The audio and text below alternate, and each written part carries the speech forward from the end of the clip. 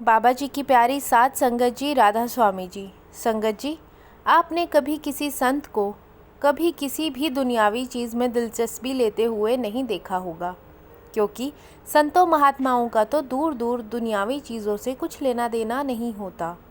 उनको तो सिर्फ परमात्मा से मतलब होता है। लेकिन आज की साखी में जब आप सुनेंगे कि बाबा जी मूवी देखने के लिए एक सिनेमा हॉल में पहुंच गए, तो आपको बड़ी ही हैरानी होगी।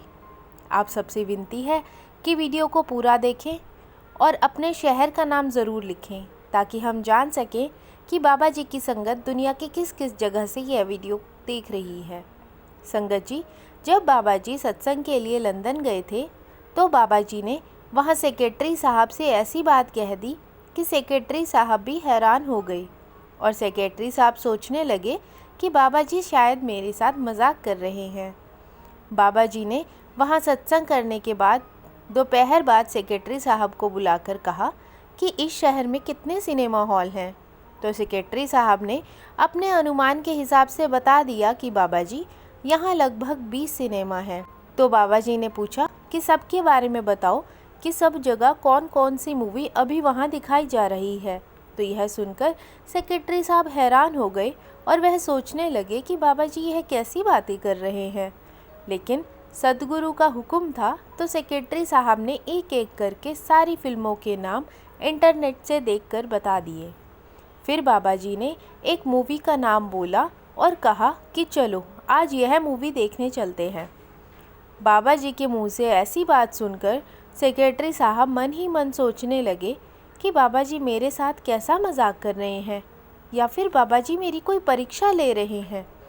बाबा जी सेक्रेटरी साहब के मन की बात को समझ गए और बाबा जी कहने लगे कि मैं मजाक नहीं कर रहा, आज मेरा मूवी देखने का मन है। तो सेक्रेटरी साहब ने बाबा जी के लिए गाड़ी मंगवाई और एक गाड़ी गार्ड्स की सिक्योरिटी के लिए साथ में ले ली।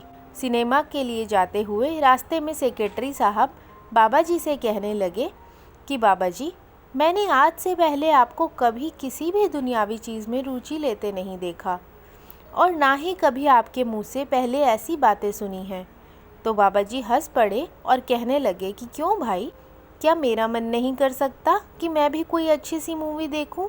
तो सेक्रेटरी साहब कहने लगे कि बिल्कुल कर सकता है, लेकिन यह अचानक सत्संग के बाद आपने मुझसे सारे सिनेमा घरों की लिस्ट ली, इसलिए मैं ऐसा कह रहा हूँ। फिर कुछ देर के बाद सब सिनेमा हॉल के बाहर पहुँच गए और बाबा जी ने सेक्रेटरी साहब से कहा कि तुम वहाँ से 2 टिकट ले आओ। सेक्रेटरी साहब टिकट लेने गए और बाबा जी गाड़ी से उतरकर सिनेमा हॉल के बाहर खड़े एक बुज़ुर्ग अंग्रेज दंपत्ति के एक कॉफ़ी के स्टॉल पर गए। बाबा जी उनके पास जाकर कहने लगे कि 1 कप कॉफ़ी दे दो। बाबा जी का ऑर्डर पाकर वह दोनों बुज़ुर्ग पति पत्नी बिना बाबा जी का चेहरा देखे ही कॉफ़ी बनाने में लग गए।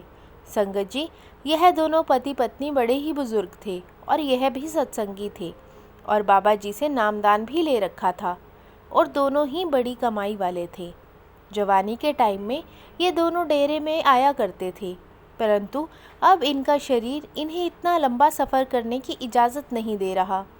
लंदन में होने वाले सब सत्संग यह दोनों जाकर ज़रूर सुनते थे, लेकिन यह जो बाबा जी का लंदन में सत्संग था, जिसके लिए अब बाबा जी वहाँ गए हुए थे, यह सत्संग वो दोनों नहीं सुन पाए, क्योंकि फ़ोन पर इन्हें जिसने सत्संग की तारीख बताई थी उसने नवंबर का महीना बताया और इन दोनों को दिसंबर सुनाई दे गया, क्योंकि यह ऊंचा सुनते थे।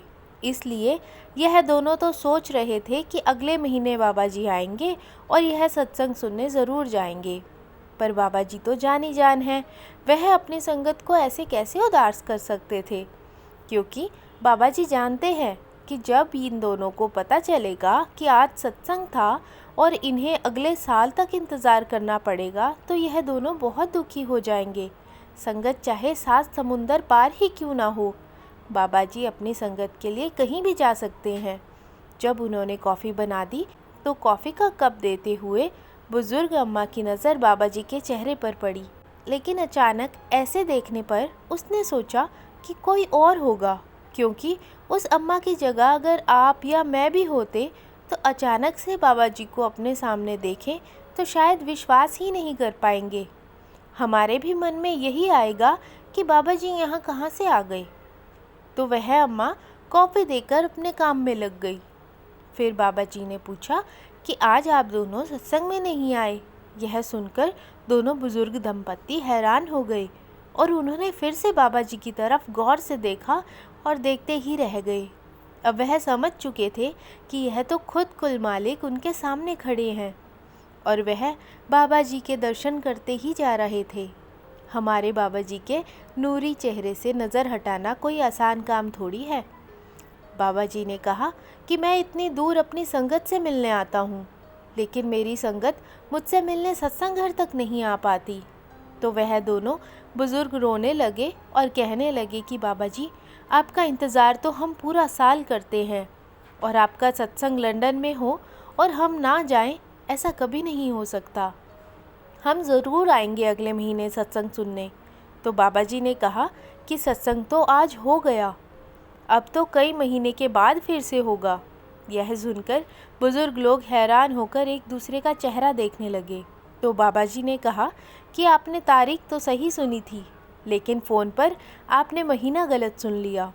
तो दोनों बुजुर्ग पति पत्नी बाबा जी से माफ़ी मांगने लगे और कहने लगे कि बाबा जी, हमें सच में नहीं पता था कि आज आपका सत्संग था, वरना हम दोनों ज़रूर आते। तो बाबा जी ने कहा कि मुझे पता है कि आपको आज का सत्संग नहीं पता था, इसलिए तो मैं आपके दर्शन करने के लिए यहाँ मैं खुद आ गया। तो बुजुर्ग पति पत्नी कहने लगे कि बाबा जी, आप ऐसा ना कहो, हमारी क्या औकात जो कुल मालिक हमारे दर्शन करे। हम तो आपके आभारी हैं जो आप खुद चलकर हमें दर्शन देने के लिए आ गए। यह कहते हुए दोनों अंग्रेज़ बुजुर्ग पति पत्नी रोने लग गए। बाबा जी ने समझाया कि जैसे संगत को अपने गुरु के दर्शन करने से नाम सिमरन करने की प्रेरणा मिलती है, वैसे ही आप जैसी पहुंची हुई रूह के दर्शन करने से गुरु को भी शक्ति मिलती है। इतने में सेक्रेटरी साहब मूवी की टिकट लेकर आ गए और बाबा जी से कहने लगे कि बाबा जी, अब अंदर चलो, मूवी का वक्त हो गया है। तो बाबा जी ने कहा कि मैंने अपनी मूवी देख ली, आओ अब वापस चलते हैं। यह सुनकर सेक्रेटरी साहब हैरान थे कि फिर बाबा जी इतनी दूर आए ही क्यों थे जब उन्होंने मूवी ही नहीं देखी। तो इसके बाद बाबा जी वापस सेंटर में लौट आए और सेक्रेटरी साहब बेचैन थे कि बाबा जी ने ऐसा क्यों किया। तब सेक्रेटरी साहब के बार बार पूछने पर बाबा जी ने उन्हें सारी बात बता दी। संगत जी, अगर हम सोचते हैं कि हम अपनी मर्ज़ी से गुरु के दर्शन कर रहे हैं, तो ऐसा सोचना ही हमारी भूल है, क्योंकि गुरु जब तक ना चाहे तब तक हम उनके बाहरी दर्शन तक नहीं कर सकते। अगर गुरु चाहे तो सत्संगी चाहे 7 समुंदर पार बैठा हो, बाबा जी उसको वहाँ भी दर्शन दे देते हैं। संगत में से ही मुझे किसी ने कुछ दिन पहले बताया था कि जिस दिन बाबा जी हरियाणा के सोनीपत गए थे, उस दिन एक सत्संगी अपनी कार से हरियाणा के ही एक शहर से बाबा जी के दर्शन करने पहुंचा था। उस दिन बहुत ज़्यादा गर्मी होने के कारण इस सत्संगी भाई ने सोचा कि वह गाड़ी में एसी चलाकर बाबा जी का इंतज़ार करेगा। गनौर का सत्संग घर बहुत छोटा है, इसलिए उस दिन वहाँ पर बहुत भीड़ हो गई थी और पार्किंग में दूर दूर तक गाड़ियाँ लगी हुई थी।